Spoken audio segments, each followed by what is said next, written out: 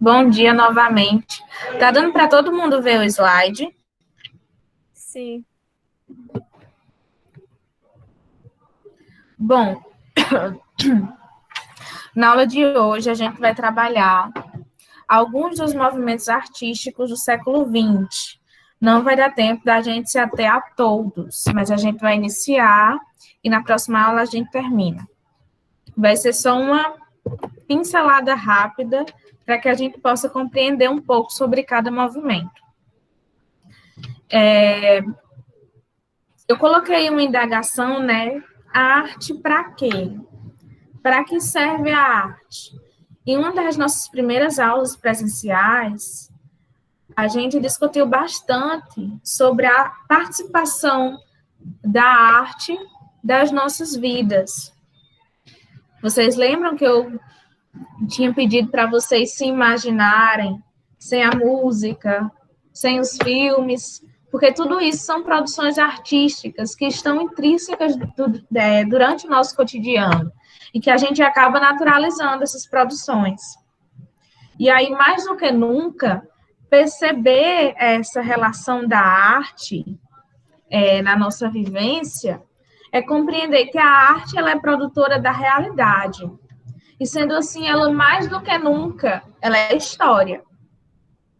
Por exemplo, dentro da história, na produção da historiografia, é necessário que a gente busque objetos que foram produzidos em algum passado, seja ele próximo ou distante, para poder compreender determinados contextos daquela realidade que foi vivida por determinadas pessoas. Então, a arte, seja ela material ou imaterial, ela vai produzir parte do que foi daquela realidade, e a partir daquela produção, a gente vai ter acesso ao mínimo do que realmente estava acontecendo, ou pelo menos de uma ideia aproximada daquilo que estava acontecendo em determinada época. E aí eu coloquei outro tópico, que é a questão dos ideais artísticos. Eles são ideais artísticos que permeiam dentro de uma estrutura social e que automaticamente vai permear dentro de uma estrutura política. Então, a gente vai entender a arte não só enquanto movimento artístico, mas também enquanto movimento político, enquanto manifesto, enquanto movimento de tentativa de mudança estrutural da sociedade. E aí, dentre esses movimentos, a gente vai ter o expressionismo, o fauvismo, o cubismo, o futurismo, o abstracionismo, o dadaísmo, o surrealismo e o pop art, que são movimentos que já foram, que surgiram já em respostas a movimentos anteriores e que vão ser grandes influenciadores de movimentos que virão a surgir. Bom, começando pelo expressionismo. Antes de explicar aqui as características, eu quero que vocês me respondam, olhando para essas imagens, o que essas imagens transmitem para vocês. Podem liberar o microfone e falar, viu, gente?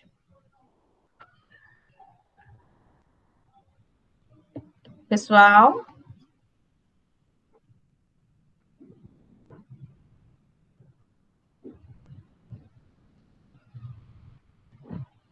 Pessoal, tá todo mundo me ouvindo? Sim. Tá todo mundo vendo as imagens? Sim. Sim. Pode não. Se eu pedisse para que vocês descrevessem essas imagens em apenas uma palavra, qual seria? Podem responder ou colocar no chat. Bagunça. O que mais? O que mais, gente?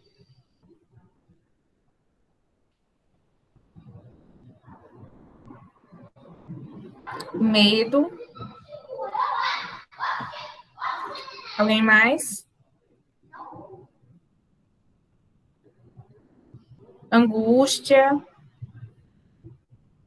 assustado. Faz sentido. Bom, pegando esses exemplos aí que vocês me sugeriram, certo, Emiline? Certo. Emiline não, Emiliane, perdão.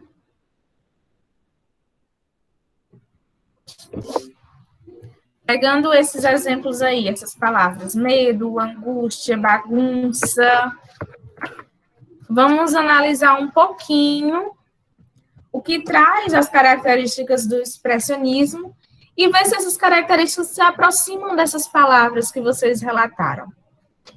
Bem, o expressionismo, ele é um movimento que surge como uma reação ao impressionismo. O impressionismo é outro movimento, bem anterior ao expressionismo, que trabalhava a impressão do que tinha ao redor, do em volta, do mundo, imprimir ali no quadro, colocar na tela o que estava em volta. Já o expressionismo, ele vai trabalhar o contrário. Ele vai trabalhar a expressão, transmitir o que está dentro, não o que está fora, não o que está em volta.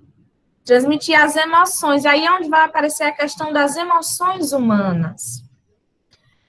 O artista ele vai conseguir expressar dentro daquele quadro parte daquilo que ele está vivenciando, parte daquilo que ele está sentindo.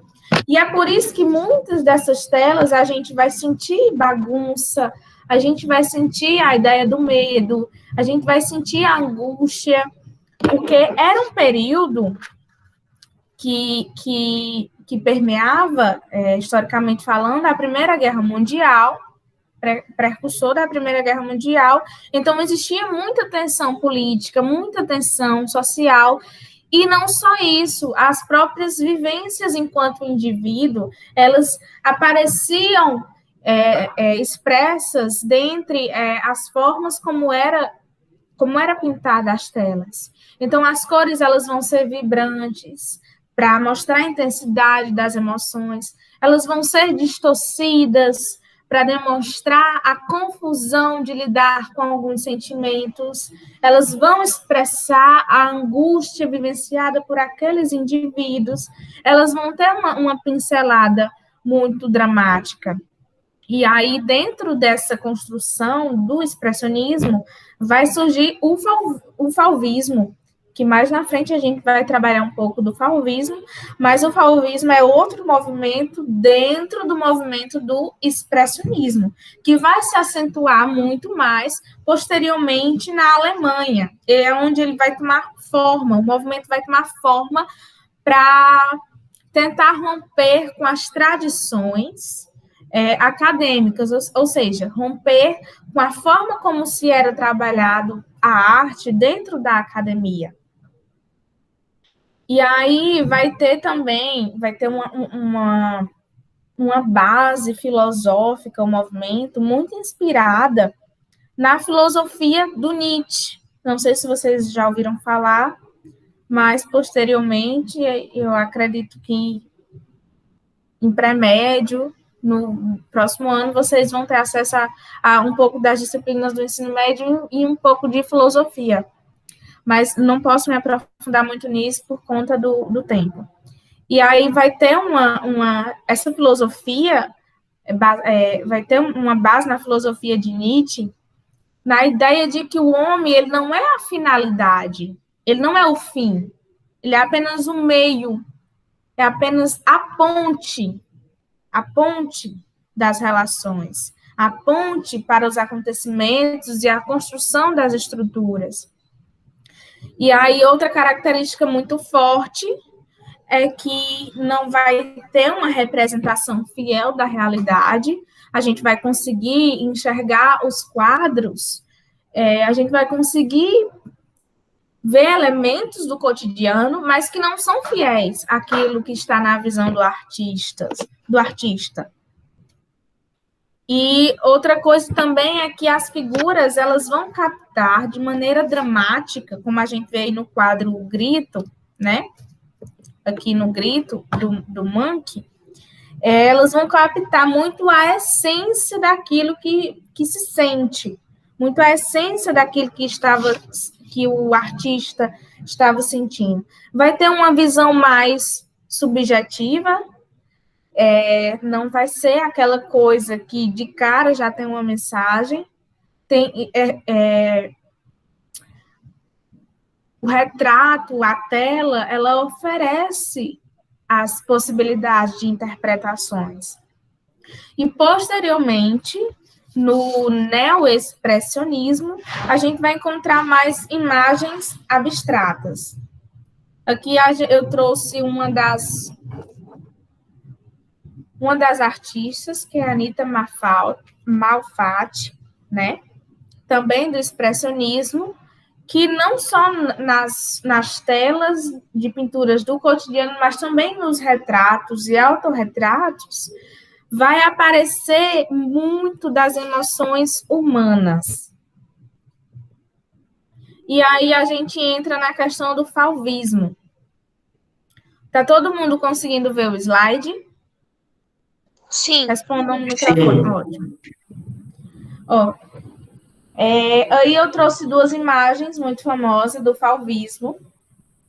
E eu quero que pelo menos duas pessoas falem no microfone, né? Porque eu não estou no chat, eu estou agora no slide. Fala no microfone um pouco do que a imagem transmite. Ou uma palavra. Alguém? Professor, a primeira palavra que eu vi nisso daí, veio na minha mente foi, sei lá, harmonia. Harmonia. Foi a primeira coisa que veio na minha mente, não sei porquê. O que mais? Só isso. Que veio de primeira vez na minha mente quando eu olhei. Não sei porquê. Pronto. Aqui a gente tem dois quadros, um do Matisse e outro do Derinho, não sei, não lembro como é que se lê. Mas, enfim, a ideia é que a gente consiga enxergar nesses quadros o que, de fato, é o princípio do fauvismo, a origem da ideia do fauvismo. Bem, aqui eu coloquei alguns tópicos para a gente compreender que fauvismo é uma palavra que vem de origem de fera, né? É francesa, vem de origem de fera, representando também a agressividade, só que não é a agressividade da violência, é a agressividade do cru, da ideia de uma coisa cru. E aí a gente vai conseguir enxergar, dentro dos quadros desse movimento fauvista, cores ferozes, cores cruas, cores sem mistura. A gente vai conseguir enxergar a simplificação da figura.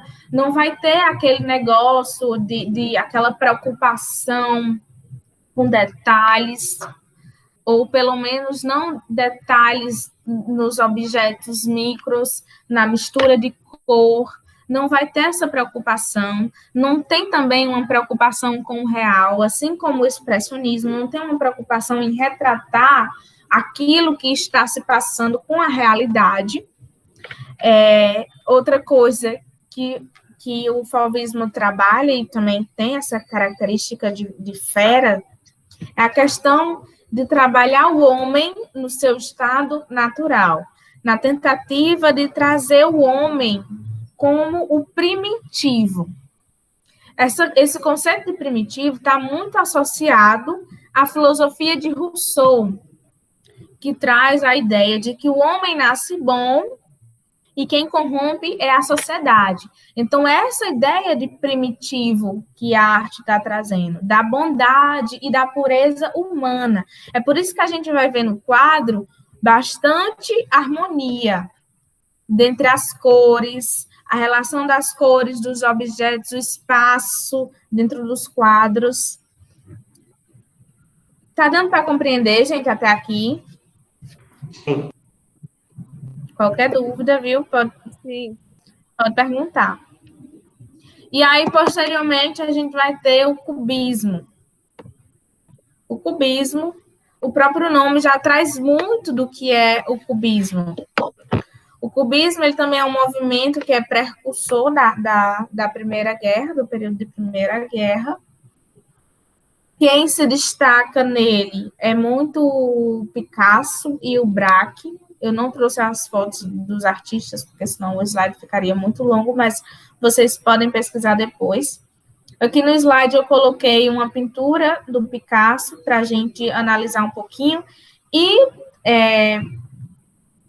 do mesmo movimento do nosso país, né, tem a Tarsila Amaral, que ela vai partilhar do mesmo ideal do cubismo em algumas de suas pinturas, né? O cubismo, ele trabalha com linhas angulares. Voltando aqui para as características, a gente vai conseguir enxergar nos quadros linhas, a gente vai conseguir enxergar nos quadros uma despreocupação também com a realidade. A gente consegue observar aí nos quadros, aí no do Picasso, principalmente, dois ângulos de um mesmo objeto, de uma mesma figura, que é, no caso, o nome do quadro é Mulher no Espelho. A gente consegue compreender claramente nessa pintura, nesta tela, que há uma preocupação com a diversidade de ângulo em que se enxerga o objeto. Outra característica do cubismo é que não tem profundidade. Ele não tem não abre margem para uma grande possibilidade de interpretação. Ele joga a ideia já assim de cara. A gente vê aí o quadro da Tarsila, né? Um quadro de 1923, A Negra, onde ela traz as características e os traços de uma pessoa negra, de uma mulher negra, através dos traços oriundos pelo movimento do cubismo. É bem detalhado. A gente enxerga também uma tentativa de, digamos assim, imitar figuras da realidade, eles não querem passar a figura real, mas querem aproximar o desenho daquilo que é vivenciado. Deu para compreender essa parte? Sim. Há também uma preocupação com a geometria dos quadros, né? A gente vê aí que os traços são detalhados.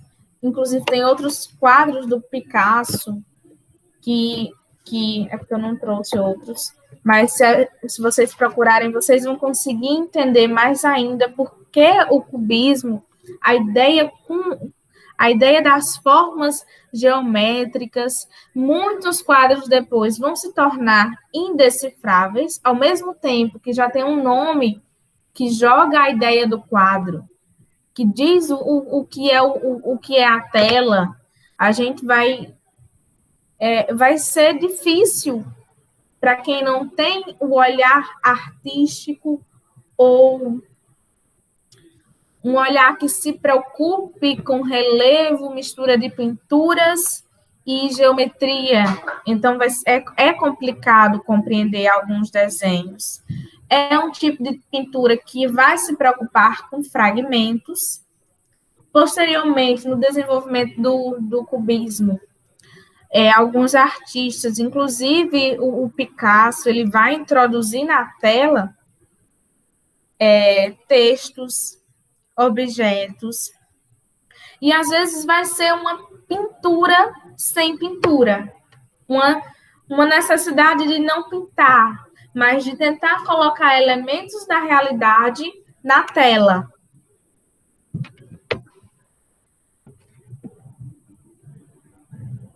Tá dando para todo mundo compreender, gente?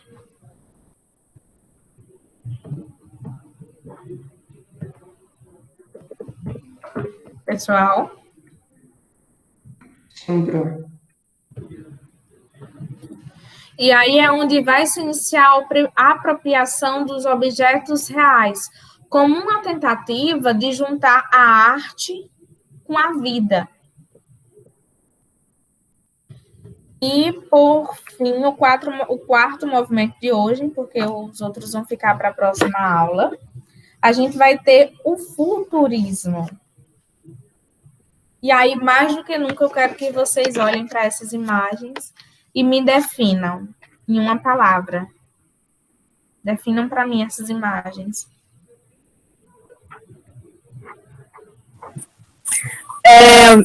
Abstrato. Abstrato. O que mais? Torto. Torto. O que mais?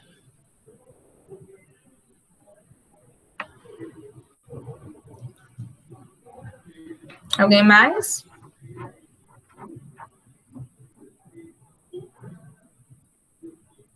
Bom, por essas duas palavras, a gente também vai conseguir associar as características dessas imagens. A gente consegue ver nessa primeira aí, do Enrico Prampolini, que não há uma definição. É uma mistura de traços e de cores, né? Que é onde ele vai trabalhar a ideia de composição. Só que para a gente compreender o movimento através do quadro, é importante também a gente se ater ao momento histórico e compreender que o futurismo, mais do que nunca, ele não era só um movimento, ele era um manifesto político. E aí ele surge na tentativa, numa tendência de rejeitar o clássico. Ou seja, a gente vai ver nos outros movimentos toda uma ideia de produção artística, todo digamos assim, um manejo, um mapa orientando mais ou menos como se compreender e como se produzir as telas. No futurismo, a gente vai ver que a tentativa de produção dessa forma é mais ou menos em desmantelar toda essa construção que já vem sendo feita do que é arte, de como se produz arte. Então, há uma tentativa de negar o clássico, há uma tentativa de colocar em xeque a ideia do que é arte. Só que, junto com essa tentativa de desmantê-lo, não há um posterior ao desmantê-lo. O próprio movimento futurista, ele vem com essa ideia de desmantelar e de permanecer no desmantelo. Como assim?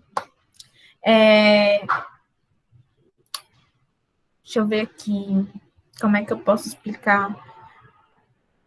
Bom, é uma ideia de desmantelo, de romper com o clássico, apoiando a modernidade. E aí, nessa época, a gente vai ver a influência das indústrias, das revoluções industriais, da modernização da guerra, no período acontecia a Primeira Guerra Mundial. Então, há uma tentativa de transformar esse desmantelo, essa modernidade e a própria ideia de guerra em algo positivo. A gente pode ver aí, tanto na primeira como na segunda imagem, uma ideia de movimento. Embora alguns não compreendam nessa primeira, mas esse risco preto que vai e volta, sobe e desce, é a ideia de um movimento. Nessa parte de cima do segundo quadro, da segunda tela,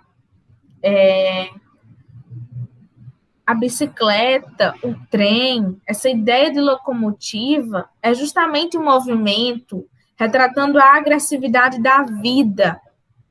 E aí, dentro desse movimento futurista, a gente vai ter a exaltação da agressividade, não só da agressividade trazida pela ideia de modernidade, mas também da agressividade no sentido literal mesmo, de luta, de violência. Dentro do próprio manifesto, dentro do próprio movimento, eles têm um manifesto que defende a violência. E aí, esse movimento, ele vai ser precursor dos ideais fascistas, que na época da Primeira Guerra Mundial vai se acender na Itália o fascismo. Então, a Itália, como berço da arte, vai surgir esse movimento, né, que vai dar origem aos ideais fascistas que vão crescer naquela época. E aí, dentro dos próprios quadros, se vocês pesquisarem, tem outros artistas. Dá uma pesquisada no futurismo, outros artistas eles vão trazer essa paixão pela guerra, paixão pelo movimento, paixão pela violência, paixão pela agressividade, a ideia de que o caos, uma exaltação do que é o caos. E aí vai ter uma preocupação com a questão das mudanças estruturais do mundo devido à modernidade, porque vai ter, junto com a modernidade, vem o surgimento da tecnologia, a própria ideia de fotografia vai mudar essa relação com a arte, grandes máquinas, instrumentos de guerra vão se modernizar, então há toda uma exaltação, né, dessas ferramentas, e tudo aquilo vai ser imposto dentro da produção artística futurística, do futurismo. E aí a gente vai ver que o futurismo, enquanto movimento, enquanto manifesto, ele não vai estar só nas telas, mas ele vai ganhar um ideal macro político, acabando por se estruturar dentro das poesias, dentro do cinema, assim como outros movimentos que vão ocupar outros campos estruturais da sociedade. E aí, dentro dessas telas, a gente vai ver também muito da deformação, porque essa deformação da imagem é o que gera a ideia de movimento. E agora eu vou pedir para que vocês analisem essas telas de acordo com o que eu acabei de falar sobre esses 4 movimentos. Essa primeira tela aí. O que é que tem nessa primeira tela?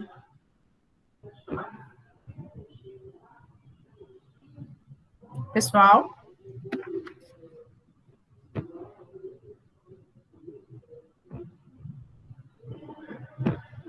Peraí, tem mensagem aqui no chat. Pessoal, vocês estão me ouvindo? Sim. Ok, analisem para mim essa primeira imagem. Peraí, viu? Essa primeira imagem. Tá parecendo um castelo, professora. É um castelo com formas geométricas. Um castelo em forma geométrica. O que mais?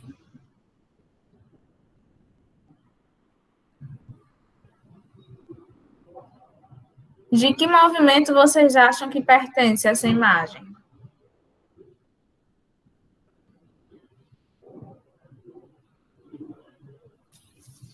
Ó, ela tem cores vibrantes.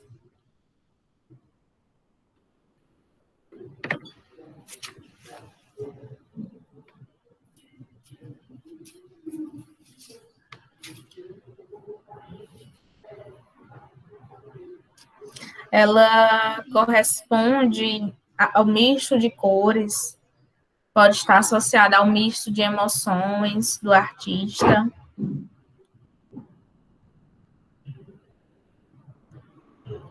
Não há preocupação nenhuma em imitar o real.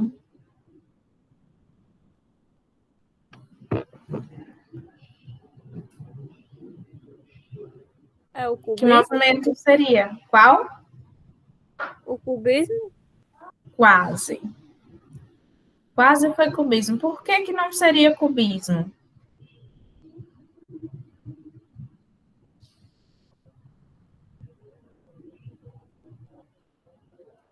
A gente vê aqui nessa tela que não há uma preocupação de enxergar um castelo de vários ângulos, né? E o cubismo, ele tem essa preocupação com alguns quadros de detalhar de forma diversa a mesma imagem. Então, aí o castelo, teoricamente, o castelo ele está imposto de frente. A única coisa que vai alterar são as cores, mas a visão não se altera. O que mais que poderia ser?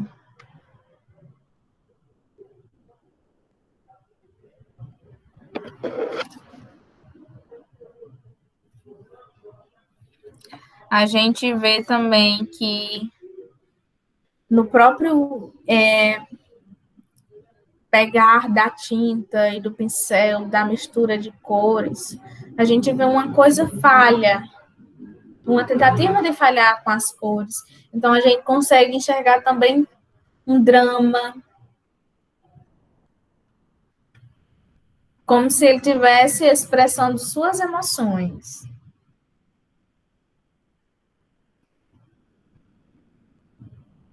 O que seria?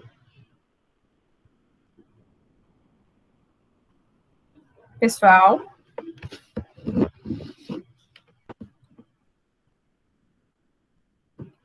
Podem falar, não fiquem com vergonha, não. Podem chutar. O abstracionismo?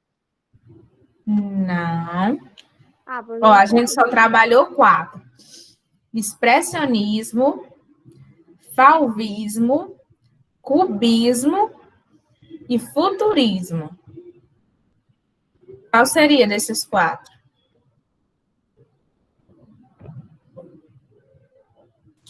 Na segunda imagem dá uma sensação de como, tipo assim, uma visão de como se tivesse uma janela lá atrás. Dá uma sensação de como se tivesse uma janela lá atrás, né? E essas sensações, elas expressam o quê? O lado escuro do artista. Sim, o lado artístico, o lado de dentro, a expressão das emoções. Qual é o movimento que é pautado nessa questão de expressar as emoções?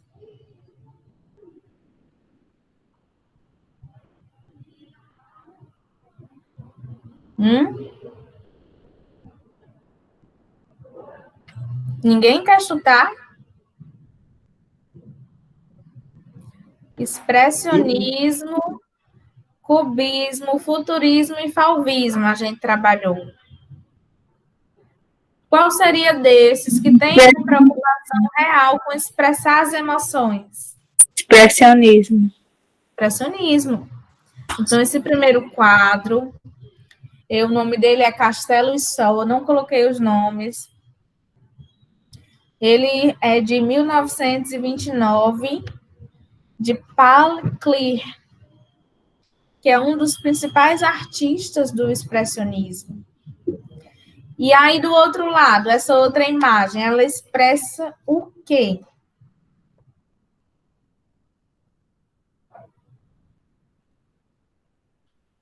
Podem falar no microfone. Esses riscos, essa repetição de pinceladas, dá uma sensação de movimento. Essa ideia subjetiva da tela dá uma sensação de agressividade. A tonalidade dessas cores é muito trabalhada na ideia de caos. Qual seria esse movimento? Qual é o movimento que exalta a guerra, o caos, que partilha de ideais fascistas, porque foram pessoas precursoras do fascismo que atuaram, que teve um crescimento de forma estrutural, Futurismo. ocupando futurismo, exatamente, que ocupou não só a ideia de movimento artístico, como também de manifesto político. O nome desse quadro é Flight of the Sounds, de 1913, de Giacomo Balla.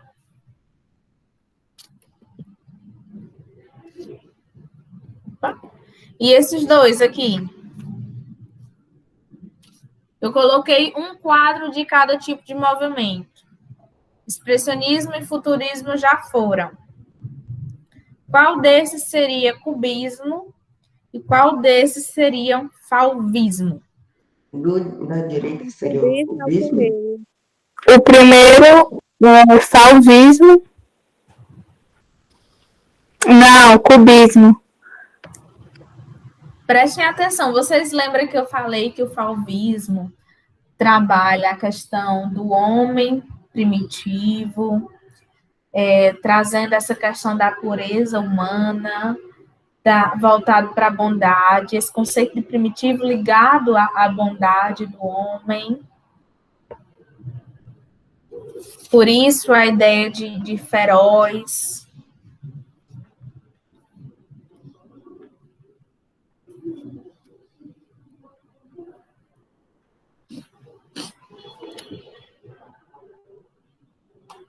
O primeiro é o quê? Hein? Fauvismo. Como?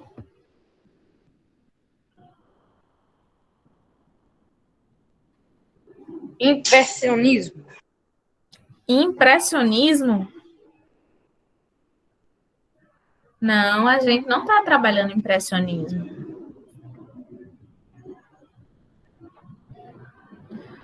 Sobraram apenas dois movimentos, fauvismo e cubismo. O primeiro é fauvismo, o segundo é cubismo. Aê, quem foi que acertou? Eu aqui. Eu não tô vendo vocês.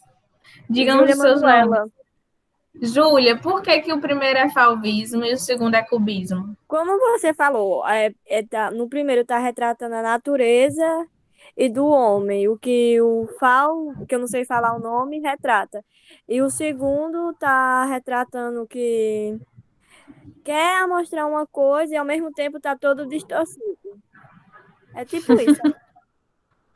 Então, né, a gente vê no cubismo, a gente vê nesse quadro que não há uma tentativa de imitar a realidade e que há uma mistura de elementos, né? É tanto que a gente não consegue identificar um elemento isolado dentro dessa figura. Há uma mistura de cores, há uma preocupação geométrica e tudo isso é característica do cubismo. Deu para compreender?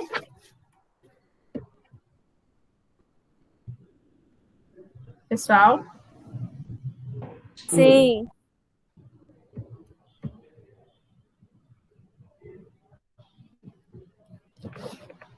Gente, o foco da aula de hoje foi da gente compreender mais as características dos movimentos. Não necessariamente entender a construção e a produção das telas ou dos artistas. Eu coloquei alguns quadros justamente para a gente fazer essa dinâmica e tentar aproximar as características da produção artística, para ficar mais fácil de compreender e captar os ideais de cada movimento. Em um outro tempo, né, talvez a gente tenha a oportunidade de se aprofundar em cada movimento, mas esse não é o momento. Hoje foram 4 movimentos. Na próxima aula vão ser os outros 4, né? Porque ao todo são 8, se eu não me engano, é 9. De todo jeito, o restante vai ficar para a próxima aula. E eu vou passar uma atividade que vai para o Classroom, justamente sobre essas características e associação aos quadros. Eu espero que vocês tenham compreendido. Certo, Júlia? Alguém está com alguma dúvida? Não. Ninguém? Não. Pois, gente, ó, durante a tarde ou no desenvolvimento da atividade, que eu não sei que horas vocês vão fazer, mas qualquer dúvida vocês podem perguntar, ou por e-mail, ou pelo Zap, certo? Professora, Oi. vai começar as provas, é? A gente ainda não sabe ao certo se vai ter uma avaliação, mas a gente está procurando métodos avaliativos, como os pontos nas atividades, os pontos nas participações das aulas. Mas ninguém vai repetir, não, né? Eu acredito que não. Ok. Mais alguma dúvida? Pessoal? Nenhuma? Pois ok, gente. Tchau. Um abraço. Foi um prazer estar com vocês essa manhã. E até a próxima aula. Tchau, professora, pode sair? Até. Tchau. Pode sim. Tchau.